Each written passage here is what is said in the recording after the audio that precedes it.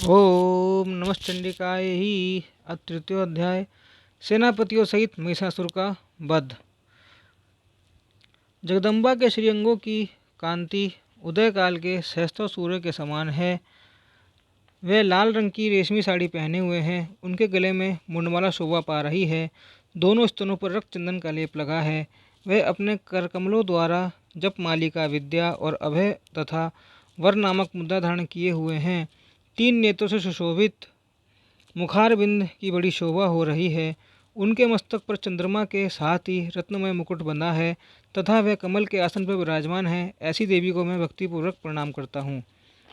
ऋषि कहते हैं, देवी की सेना को इस प्रकार दैत्यों की सेना को इस प्रकार तहस नहस होते देख महादैत्य सेनापति चिक्षुर क्रोध में भरकर अंबिका देवी से युद्ध करने लगा। वह असुर रणभूमि में देवी के ऊपर इस प्रकार बाणों की वर्षा करने लगा जैसे बादल मेरुगिरी के शिखर पर पानी की धारा बरसा रहा हो। तब देवी ने अपने बाणों से उसके बाण समूह की अनायास ही काटकर उसके घोड़ों और सारथियों को भी मार डाला। साथ ही उसके धनुष तथा अत्यंत ऊंची ध्वजा को भी तत्काल काट गिराया। धनुष कट जाने पर उसके अंगों को अपने बाणों से बीन डाला। धनुष, रथ, घोड़े और सारथियों के नष्ट हो जाने पर वह असुर ढाल और तलवार लेकर देवी की ओर दौड़ा। उसने तीखी धार वाली तलवार से सिंह के मस्तक पर चोट करके देवी को भी बाएं भुजा में बड़े वेग से प्रहार किया। राजन, देवी की वहां पर पहुंचते ही वह तलवार टूट गई। फिर तो क्रोध से लाल आंखें करके उस राक्षस ने शूल हाथ में लिया और उसे उस महादैत्य ने भगवती भद्रकाली के ऊपर चलाया। वह शूल आकाश से गिरते हुए सूर्यमंडल की भांति अपने तेज से प्रज्वलित हो उठा।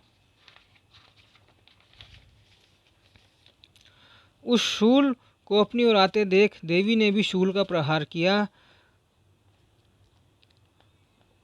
उसमें राक्षस के शूल के सैकड़ों टुकड़े हो गए। साथ ही महादैत्य चिक्षुर की भी धज्जियां उड़ गई। वह अपने प्राणों से हाथ धो बैठा। महिषासुर की सेना पति उस महापराक्रमी चिक्षुर के मारे जाने पर देवताओं को पीड़ा देने वाला चामर हाथी पर चढ़कर आया।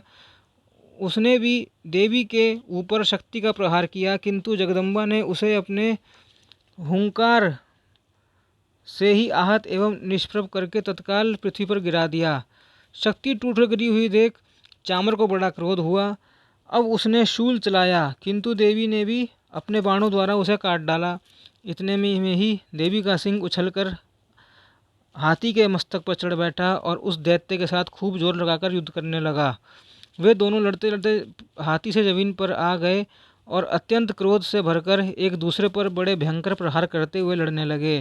तदनंतर सिंह बड़े वेग से आकाश की ओर उछला और उधर से गिरते समय उसने पंजों की मार से चामर का सिर धड़ से अलग कर दिया। इसी प्रकार उदग्र भी शिला और वृक्ष आदि की मार खाकर रणभूमि में देवी के हाथों से मारा गया तथा कराल भी दांतों, मुक्कों और थप्पड़ों की चोट से धराशायी हो गया। क्रोध में भरी हुई देवी ने गदा की चोट से उद्वत का कचूमर निकाल डाला। बिंदी पाल से भास्कर को तथा बाणों से ताम्र और अंधक को मौत के घाट उतार दिया। 3 नेत्रों वाली परमेश्वरी ने त्रिशूल से उग्रास्य, उग्रवीर्य तथा महानु नामक दैत्यों को मार डाला।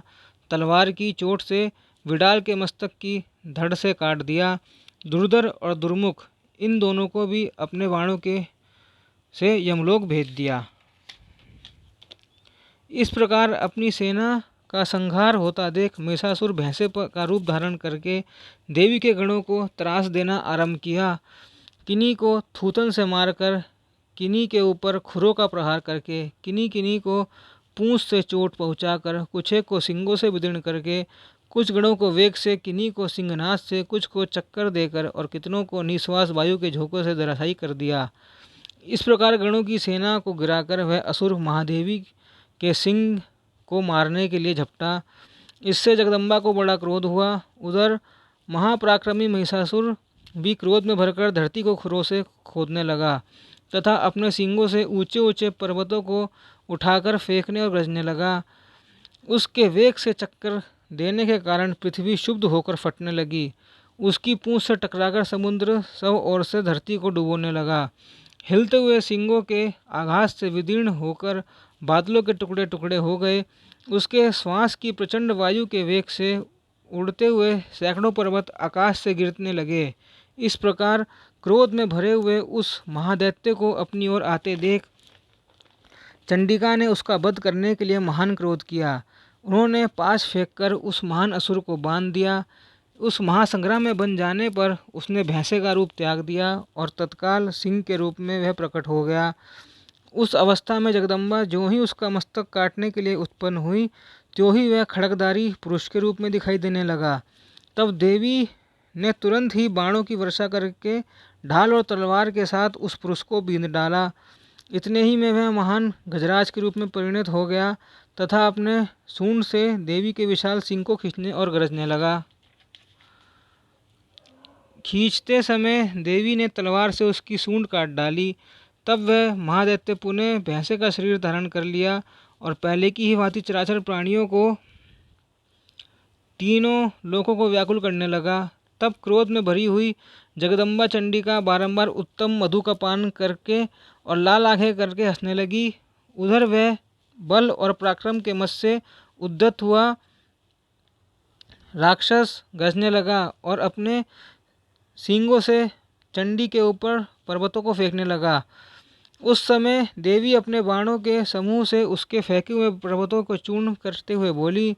बोलते समय उनका मुख मधु के मद से लाल हो रहा था और वाणी लड़खड़ा रही थी। देवी ने कहा, ओ मूढ़, मैं जब तक मधु पीती हूँ तब तक तू क्षणभर के लिए खूब गरज ले।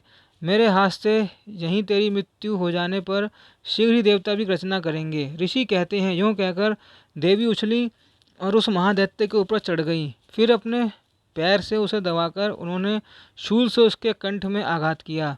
उनके पैर से दबा होने पर भी महिषासुर अपने मुख से दूसरे रूप में बाहर होने वाला लगा। अभी आधे शरीर से ही वह बाहर निकलने पाया था कि देवी ने अपने प्रभाव से उसे रोक दिया। आधा निकला होने पर भी वह महादैत्य देवी से युद्ध करने लगा। तब देवी ने बहुत बड़ी तलवार से उसका मस्तक काट गिराया। फिर तो हाहाकार करती हुई दैत्यों की सारी सेना भाग गई तथा संपूर्ण देवता अत्यंत प्रसन्न हो गए।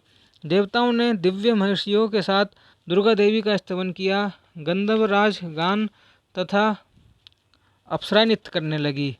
इस प्रकार श्री मार्कंडेय पुराण में सामान्यक मनमंत्र की कथा के अंतर्गत देवी महात्म्य में महिषासुर वध नामक तीसरा अध्याय। ह्रीं दुं दुर्गाय नमः। ओम नमः चंडिकाय।